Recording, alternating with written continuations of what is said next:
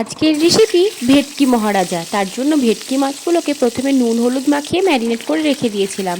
এবার কড়াইতে দিয়ে দিয়েছি তেল আর ভালোভাবে ভেটকি মাছগুলোকে সব ভেজে নিচ্ছি। ভেটকি মাছগুলো কিন্তু খুব সুন্দরভাবে ভেজে নিতে হবে। আর এদিকে আমি পেঁয়াজ আদা রসুন একসঙ্গে শিলপাটাতে বেটে নিচ্ছি।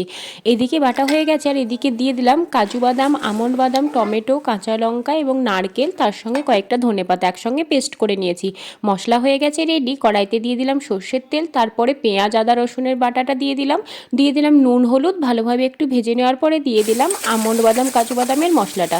তারপরে একইভাবে মশলাটা বেশ কিছুক্ষণ কষিয়ে নিয়ে দিয়ে দিলাম জল। ঝোলটা ভালোভাবে ফুটে গেছে এবং গাঢ় হয়ে আসলে দিয়ে দিলাম ভেটকি মাছগুলো যেগুলো ভেজে রেখেছিলাম। তারপরে ভালোভাবে ফুটিয়ে নিয়ে নামানোর আগে দিয়ে দিয়েছি গরম মশলা গুঁড়ো। এই যে নামিয়ে নিয়ে চলে এসেছি ভেটকি মহারাজা। কেমন হয়েছে দেখতে অবশ্যই জানিও। ভিডিওটি ভালো লাগলে লাইক করো কমেন্ট করো এবং অবশ্যই শেয়ার করো এবং আমার চ্যানেলটিকে সাবস্ক্রাইব করে পাশে থেকো।